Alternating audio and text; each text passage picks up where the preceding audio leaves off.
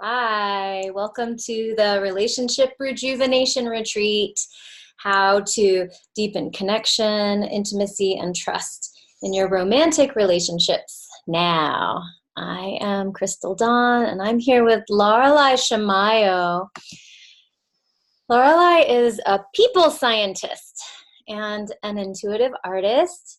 She works with individuals, partners, and teams, offering intuitive eye reading, body psychology coaching, and emotional energy healing. People transform in her presence to see their own gifts, shifts through fears, trust themselves, and make authentic and aligned choices. Uh, Welcome, Laureli. I'm so happy that we're here together to talk about how to rejuvenate relationships. Hi, Crystal Dawn. I'm thrilled to be here. Yay. So, what are you up to? What is kind of your most exciting thing that enlivens you that you're up to right now? I am super passionate about my eye readings, so I want to share a bit with everyone about those. So I believe that we all read eyes in each other all the time. So we know the phrase, most of us know the phrase, eyes are a window to the soul. I also think of it as eyes are a window to our soulmates, so into our relationships. And so if you imagine when you've met someone wearing dark sunglasses and you can't see their eyes, there's just so much that's missing. And as soon as you see their eyes, so much is there. So I think that we all pick up so much about each other. And this it influences all sorts of ways that we interact with each other, just ways that we imagine we might be before we even interact. It influences the partners that we choose. And we don't realize that we do this. We do this subconsciously. So for me, this is a great tool in working with people, helping them understand themselves and each other in a relationship. Yeah. So let's see, I'll give you some examples. Yeah.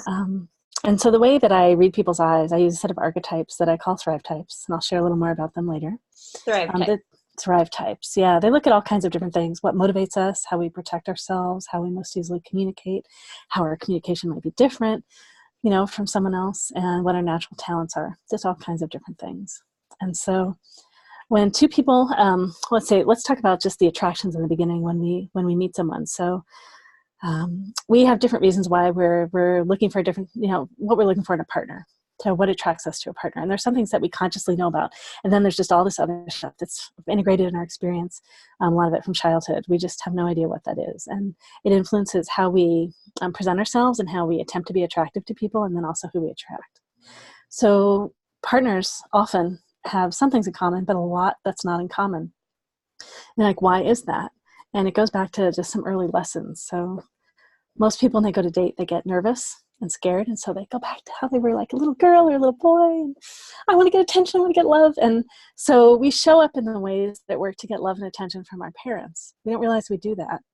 So even people that do online dating do this, or people, at a party. And so we often are attractive to someone that's like our parents.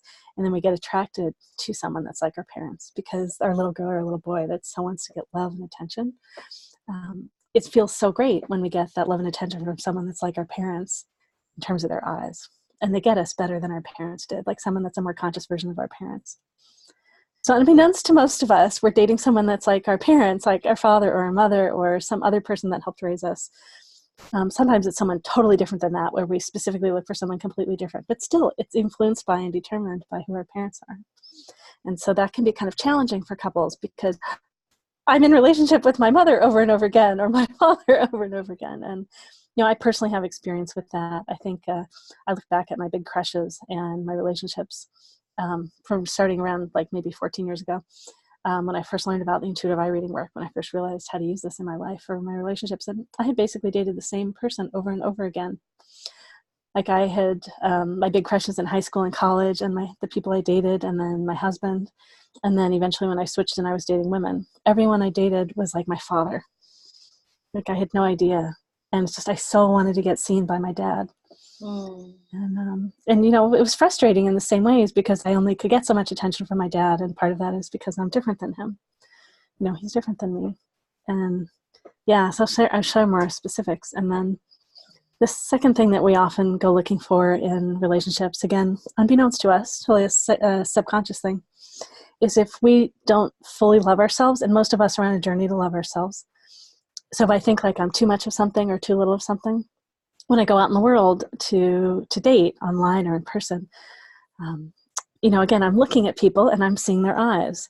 And so when I see other people's eyes that are like mine, when I can just sense that they're like mine, and part of how I sense that they're like mine is if someone's like me, I can see into them really deeply. They can see into me really deeply, and that's kind of scary. But so I judge their eyes the same as mine, like, too much, too little. And so all the people that are like me, clear them off to the side. In online dating, those are often the people you skip really fast. And and I've done a ton of online dating, so I've been through my own experiences with all this. So we eliminate the people that are like us, and so who's left? Right? All these people that are different than us.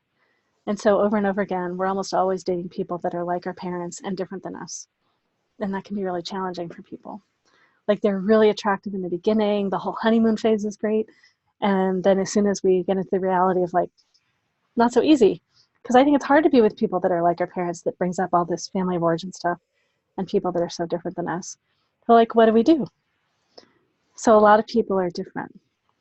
Yeah, those differences. I've heard about, oh, I'm dating my father. Oh, you're just like my mother, and then that can bring up all sorts of authority issues and rules and relationships, unspoken rules.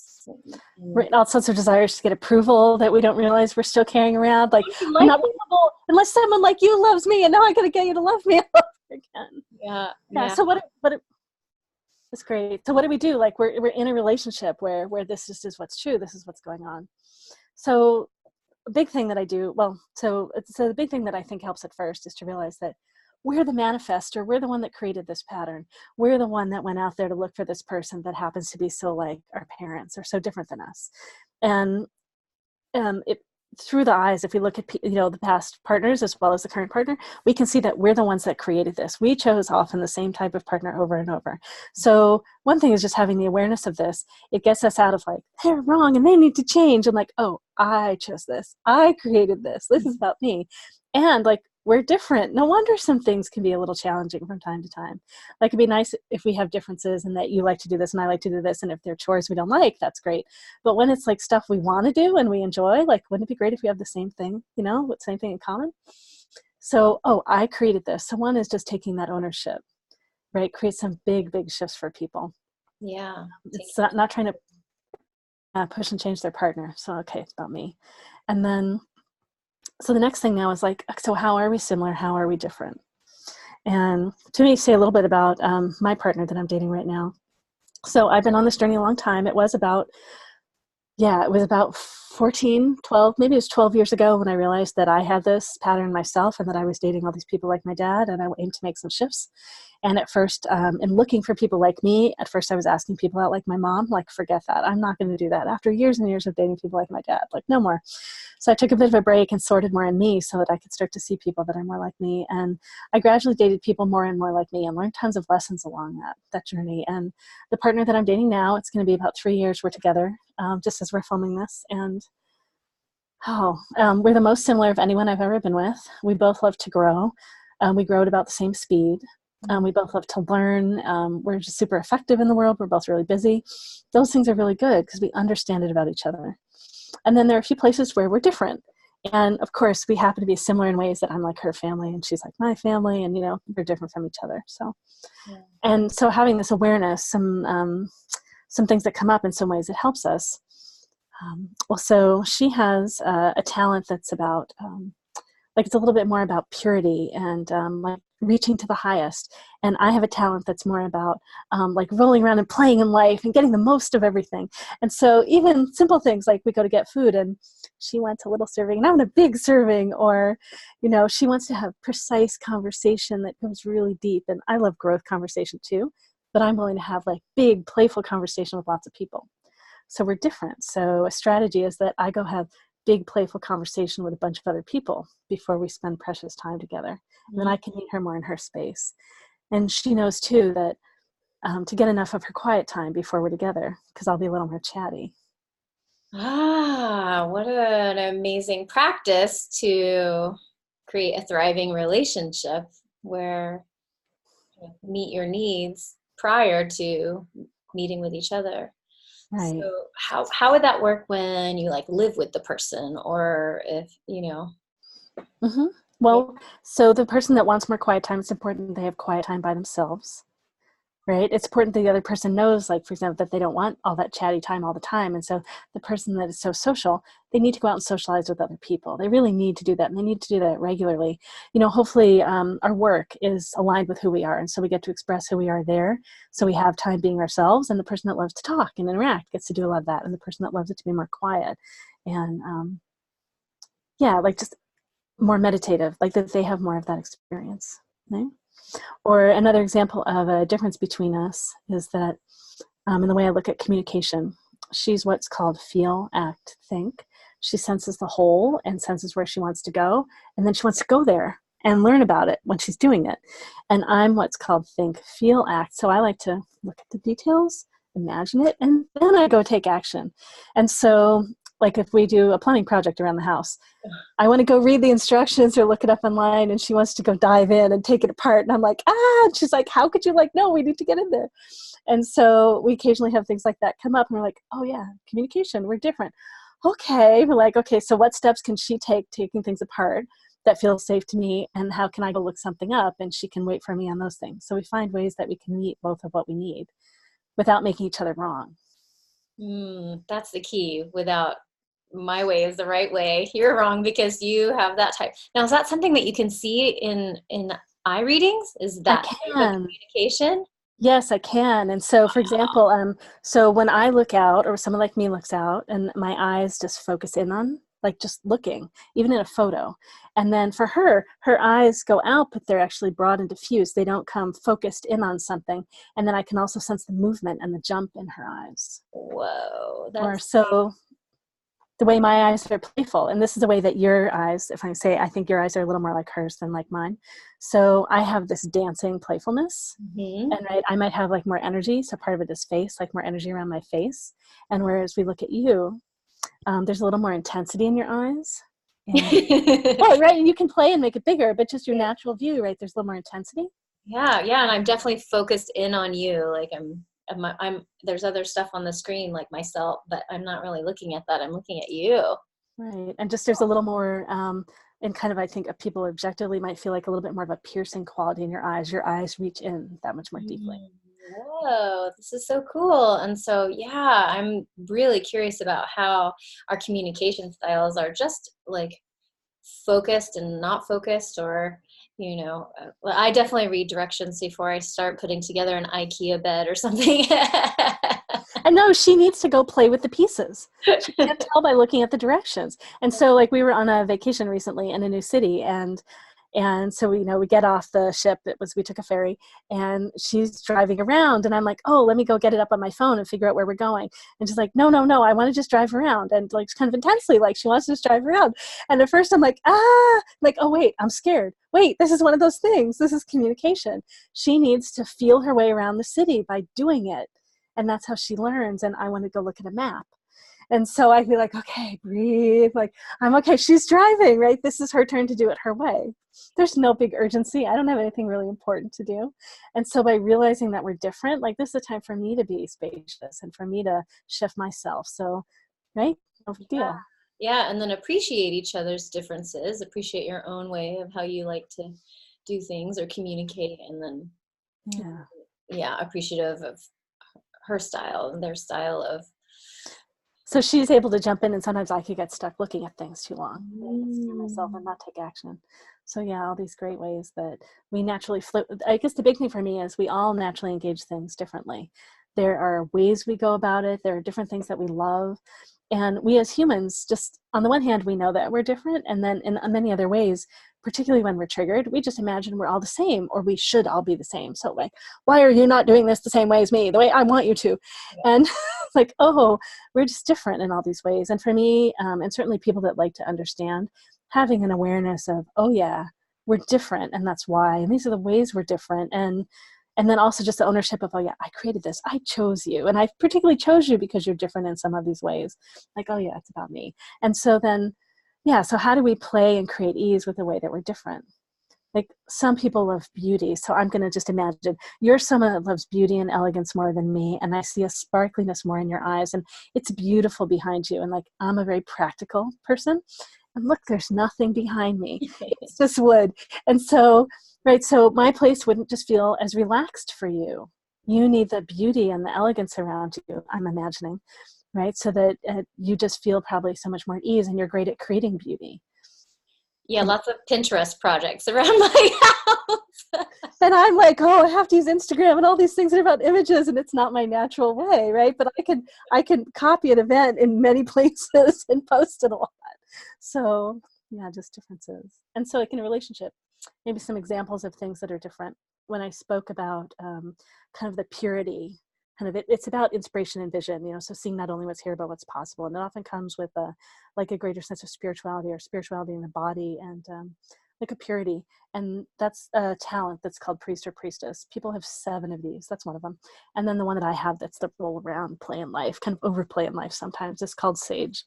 So it's about communication, community, playfulness, and fun. So that's like talking a lot in language. And then there's another talent that's about love and intimacy and connection, just one-on-one connection. And so those people would need a lot of one-on-one connection, whereas the sage needs a big group. Or scholar is a talent that's about absorbing information to build knowledge and share knowledge. So I have a bunch of that. So I really want to understand me and other people. And so others like me, particularly, like it's really helpful to know what's going on. And they want more details often about things. And then there's another talent that's called warrior, that's about efficiency and effectiveness and productivity. And that's the one that has the bare walls behind them, because it's not about design and things like that in general. So these are examples of ways that we can be different from each other. And so someone that wants the one-on-one deep connection, the special time together needs to have a bunch of one-on-one connection, probably nothing else in the way, no other people. Where someone that has sage, they might want to get together with friends. They might want deep growth conversation, and it's conversation as opposed to just being with each other. Right? So you can look at like different love languages, and it's kind of similar in some ways. But this goes beyond love languages. This is related also to our genius, like the gifts that we give in the world. Yeah. So all kinds of. I love the archetypal framework for this that goes back eons, you know, so. Yeah. So there's different ways of understanding our diversity and honoring our diversity. Yeah. So just with any couple, so understand, like, one is it helps us get objective, right? So there are these 7 talents, and each person has 3. So like these 3 and these 3, and, you know, if there's another person in the relationship, there are all these different talents that are mixing and attempting to see each other and get seen by each other and play together. So having awareness of what we love, the things that we have in common, we certainly can focus on those and do lots of those. The places where we're different, sometimes there's spaciousness and allowing, you know, finding ways to include how we're different. Sometimes it's getting those needs met and those desires and gifts, you know, connected with other people, right? Like more time by ourselves or more time with others, and doing different types of activities. Those are really the big ways. It's like just this understanding and honoring, and then finding other ways of getting the connection. It doesn't mean we have any less of a connection in our relationship. It's just that we focus on what's really, really good and build that. Like, so she and I both love to learn, so we do lots of learning together. We also love productivity, and so sometimes we're productive together, and sometimes we just appreciate that we're both busy and getting so much done. And I've had other partners where they want me to sit and not work, and I love working, and so it's great that she and I both love working, so it's great. Sometimes we work together, sometimes we work separately. We really appreciate that about each other. Yeah, I love that. I think it's pretty amazing that you have all these preemptive practices to, you know, to explore and appreciate each other's differences. What happens when something comes up that's surprise? Like when you forget that there's a difference in communication style, or well, we forget. It's all forgetting and remembering, right? So at first when we went on this trip, and, you know, we get off the ferry, and I'm like, I want to get out my phone. She's like, no, I just want to drive around. I'm like, you know, like, panic. Yeah. I'm like, oh, as soon as I get for me, like the context of, oh yeah, we're just different here, and I don't need to rush anywhere. I'm okay. Right. It's for me to presence myself and calm myself. And I can remember, like, oh yeah, this framework. The framework helps me have an understanding and helps me have, I have more breath and more spaciousness. And, you know, that we can say, okay, can I drive tomorrow? Can I look at the map first? You know? So we get to play with that. Yeah. So inviting just becoming aware, becoming present too, and then playing with it, like make an agreement around giving your style a chance to kind of take the lead. Is there any other practice that you can? And I'm saying it's not that someone just needs to build more skills in an area. So let me go back again to, so it's priest or priestess and sage. These are just two examples. And so priest, priestess is the one that wants to just inspire and motivate and kind of stretch to reach the highest. And there's often a pureness that they deeply appreciate. And sage is more this roll around in things with people. So where I was going to go is, I had a great example I was going to share. And then I say, so it's part of it's just recognizing the differences, and this person chooses to socialize more and this person chooses to create more time on their own, and right. And so that they're both ready to be together so that it's easier to meet. So part of it is just knowing the differences, recognizing that this is when something comes up, like, oh, wait, is it just one of these things? And like, what should we do? This person needs to go play and express, even if it's for like 15 minutes, they go dance and then come back. It maybe we take a break and this person just wants quiet, and they know very intentionally, like, oh, I need to create quiet, nothing else around me. So it helps us realize what a solution and a cure is for the short term for us. Longer term, how to set up our patterns. I'm going to say too that it's so recognizing that we really are different. It's not just that this person needs to learn to get more social and this person needs to learn to get more quiet. There are some learnings we can do too, and that chances are this person likes to talk too much, and they have some lessons and they need to learn to listen, and there are full ways of learning to listen, and they might want to deepen an appreciation of the other person. So there are some skills to develop, and not to make it wrong that this person wants to play big, right? In the same way, not to make it wrong that this person is like a refinement and a purity, and what would they might have like some tightness and some seriousness at times, and some perfectionism, and maybe playfulness is something that would be good in a healthy way, not to be like this person, but the authentic playfulness that's within them, right? They may hold themselves to a really high standard in a way that gets in their own way. So it can be a cue for seeing how we might grow in ourselves, and those ways often help us meet each other better too. Yeah. So I'm curious about, you have a free offering for our audience, and I'd love for you to share a little bit about that. Great. Yes. So let's see. So if for some people, for people that have been in a relationship for a while, chances are what some of your challenges are. Yeah. However, having awareness of your eyes. Yeah. So chances are, and sometimes reading your eyes, you can recognize that like this problem, like all these, it's really one thing and there's one solution. Mm-hmm. Right? So when it can speed things up, point precisely to what the actions are for something. And so what I have for people is a description of all of the archetypes that I read in people's eyes, so all of the ThriveTypes. And I also have the description. It's an online, it's Eyes Are the Window to Your Soulmate. It's a guide for finding your soulmate, but it goes over the description of how we typically choose our partners so we can see how we're getting caught with our current partner and realize more of what's up. So again, like depersonalizing it, like, oh yeah, I helped create this, and this is what I did, and oh yeah, you're not my mom, you're you. And so sorting out our own lessons with our parents, and so we can be with the person that's right here.